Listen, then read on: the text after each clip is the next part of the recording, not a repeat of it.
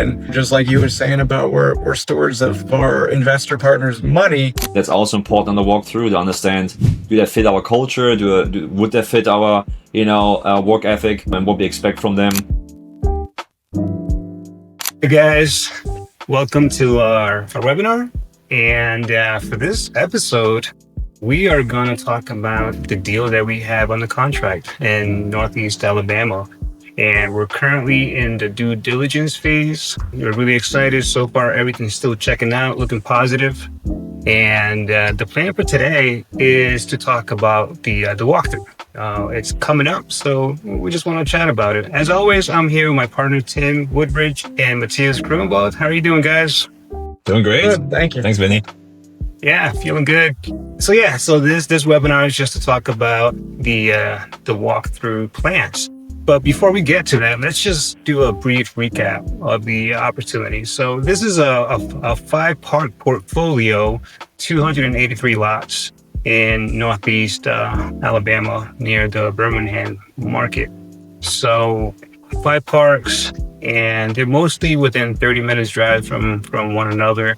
I think the furthest drive is an hour. Current rents are under market. Market rents are 400 and current rents are 284.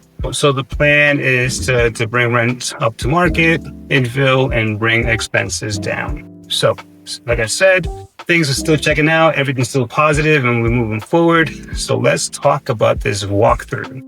So Matthias, we are planning on going out there with the team, and the date hasn't been finalized, but let's just chat about the walkthrough. What do we usually look for when we travel to these parks? Yeah, typically it's pretty straightforward. It's like buying a house, but in this case, we're buying like 200 houses, right? Or 283 lots. And the majority is tenant owned or rent to own already. And then we have about 100 homes that we basically either vacant or occupied that we taken over. So we want to check the condition from the exterior and interior perspective as well. Even the occupied park-owned homes, we're going to go in and check them out. A rookie mistake is to just assume they're going to stay occupied and they're never going to come back to you and you never have to fix them. So we always budget some money in there to, backstop or have kind of like a safety net in place to make sure if people vacate or we evict people, which can happen especially in the beginning of a management transition because we apply new standards onto the park, right? And we might be much more strict and likely are much stricter than the current owner at the moment. So there could be a wave of evictions in the beginning, which means those homes come back to us and we have to renovate them to a certain quality level or whatever condition level. And then we're going to sell them. So you want to walk through all these homes and check them out. It's not really like it's not like an actual, like what you see in residential where you do like this full-blown inspection, which takes like hours or an hour or two on one home. It really just takes a couple minutes just to understand, is there any soft spots on the floor? Is there any subflooring issues? Is there any plumbing issues? You check a couple faucets, check overall condition. You can smell it too. There's moisture issues and those things that you pick up over time when you're walking through these homes. And you just do that 100 times in this case, and it's just gonna take like a day or two to go through them all. And then we're gonna check infrastructure, scoping lines. This one has a mixture of, between city sewer, city water, and also septic.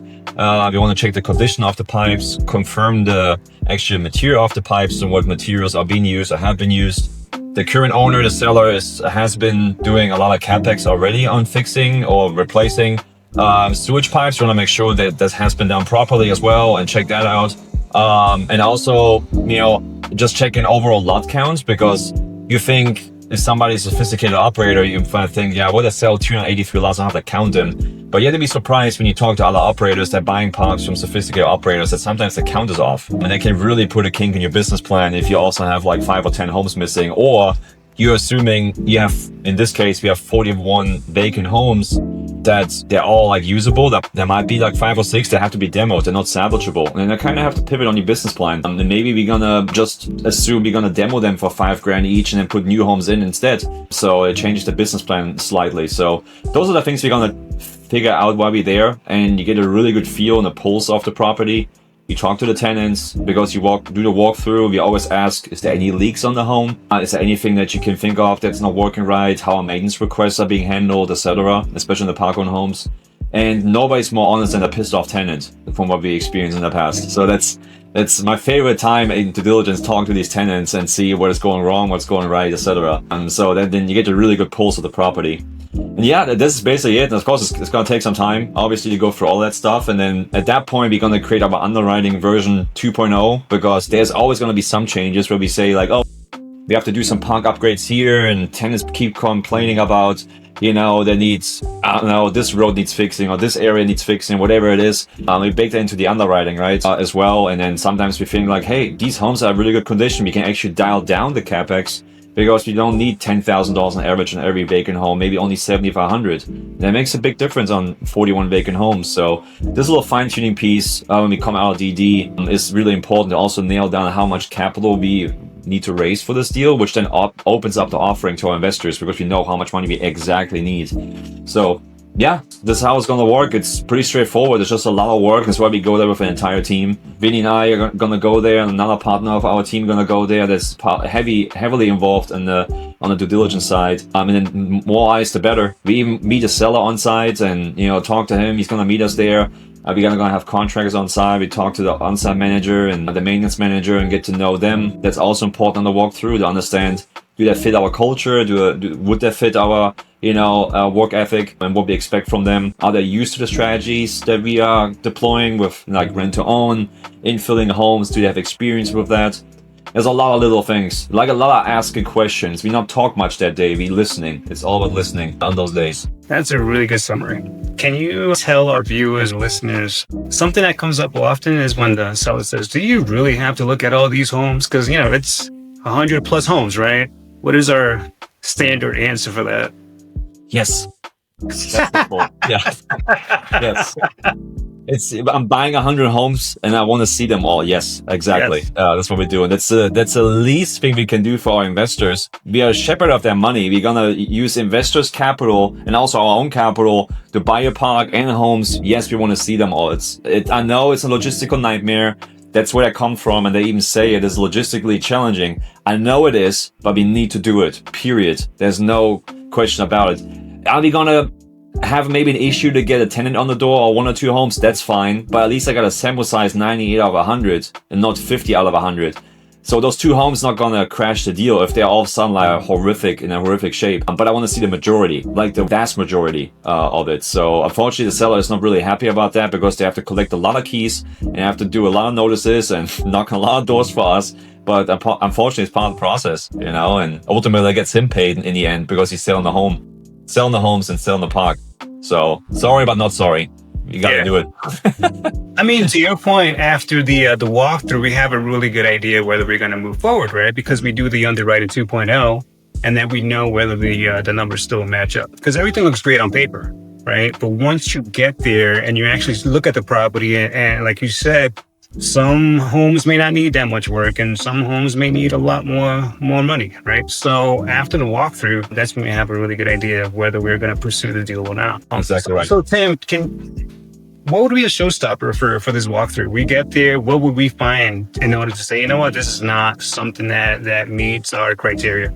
Oh man, bad infrastructure issues, you know. I know that we are planning to do some scoping of sewer lines, because we have heard that they may or may not be made of things that can possibly present issues. So, you know, just really leaving no stone unturned. Other things, it's funny, the count and making sure that there's like what we think we are buying is actually what we're buying. So if we go there and it's 200 lots instead of 280, it's a big, like, hey, we need to talk about that, you know? It's either we need to figure out a way to get a reduction in price, or we gotta just drop it, because like at the heart of everything is the business plan. So if the business plan becomes untenable, if we can't actually proceed with doing it, like it doesn't make sense for us to keep pushing if it's way off.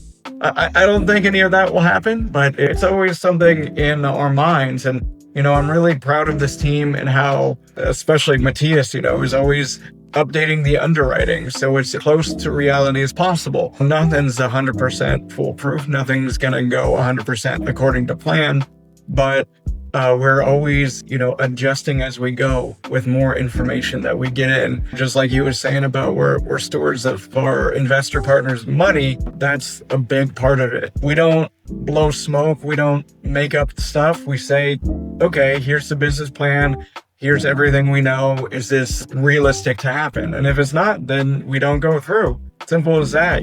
We make sure that the business plan is pulling a few different levers, but nothing too crazy. If we did the walkthrough and there's 40 less homes, so there's still the same amount of lots, but there's 40 less, like all those vacant homes that we thought we could come in and fix up, they're not there anymore for whatever reason. Like, that's a whole big adjustment to the business plan.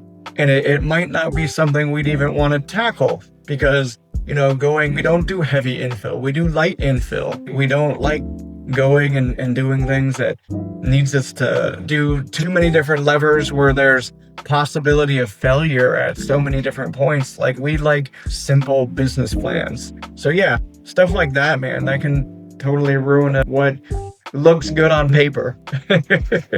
Yeah, absolutely. Is there something specific that you're looking forward to seeing when you get to the parks? Yeah, our partners, we all work virtually, so actually seeing the ponds on site is amazing. And then just, that feels like a joint effort on site, and we all can see and pick up a lot of stuff. And, it's very strategic, but also very fun. So that's what I'm looking forward to. And we've been to the parks already, Tim and I, so I know how they look like. But going into those homes, I'm looking forward to. Because it's funny, like, if you see a mobile home from the outside, especially an older one, you have no idea how the inside can look like. I've been walking into homes where I looked at the outside, I'm like, oh man, it's gonna be bad. And I walked in, it was absolutely gorgeous. They just haven't maintained the outside. And I have seen homes where like, oh, that's not gonna be bad. And I walked in, it's almost a new home and it's completely destroyed. And there's like feces everywhere, diapers, dog poop. I mean, you never know. It's like almost like a time warp that you're walking through, like a black hole when you go into a mobile home, and it's often very disgusting, but it's also very entertaining sometimes when you walk all these homes, because you get like 100 homes in this case that you walk through, and it's just like incredible, like to see sometimes how people live, and good and bad at the same time, and talk to the tenants. It's also very exciting. I always love to talk to the tenants and get a feel how they like the town, how they like it here, where they're working, what they don't like, how is management right now, is there any issues, is there any roof leaks, appliances working, etc. If they're like rentals, POHs. And there's one trigger question, a key question we always ask, and that usually has a very heavy yes, but we want to get a feel for that market, is if you would offer them to buy their home, would they exercise it? And that's very important for our business plan if you want to sell homes off as rent to own, if people actually want to own these homes. Because the low-hanging fruits when we come in, we're going to offer like, hey, you want to keep the same payment, you want to buy this home off, your rent's not going to go up out in the lot rent part, but the home rent's not going to go up for you. But you have to do your own repair and maintenance. Is that something that you're interested in? And then you can like offload 15, 20 homes right there at the beginning. And if you want to hear that feedback while we are on site, people say like, heck no, I don't want to do this, or some people just want to be renters. That's completely fine. But that accelerates a business plan if you get like a couple offload already, like a dozen or two.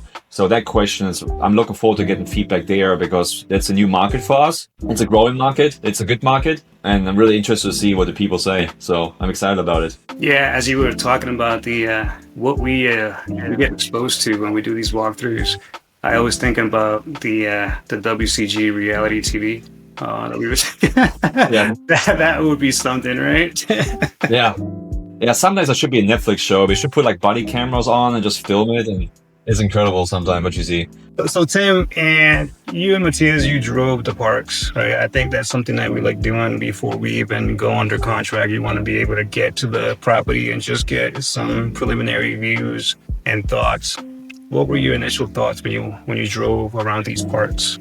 Yeah, mostly positive. Everything was laid out pretty well. There was no like red flags. They were kind of dead in the middle of the day on a weekday, meaning, people are out, they're working. I enjoyed like the layout of each park was pretty straightforward.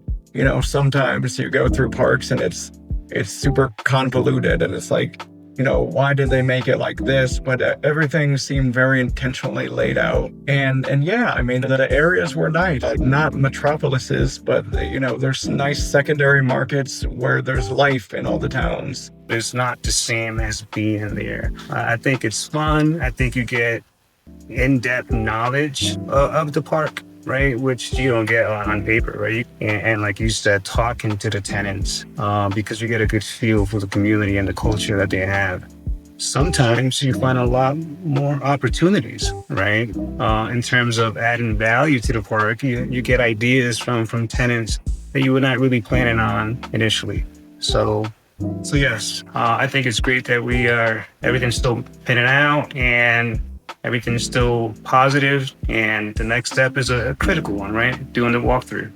Anything you want to add before we close out?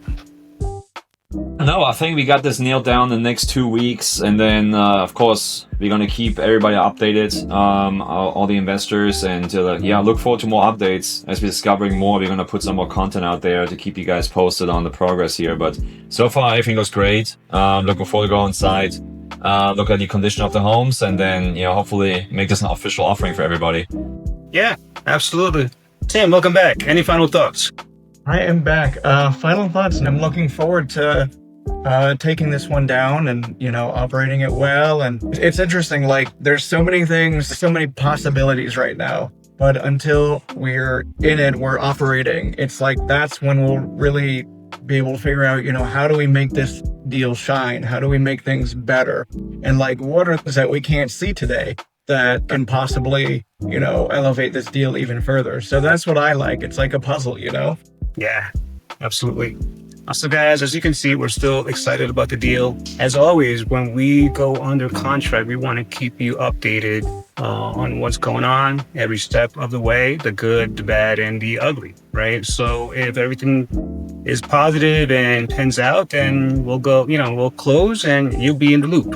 And if there's a showstopper, we'll let you know, hey, this is a showstopper because we found XYZ. So we really like doing these updates just to keep you guys in the loop.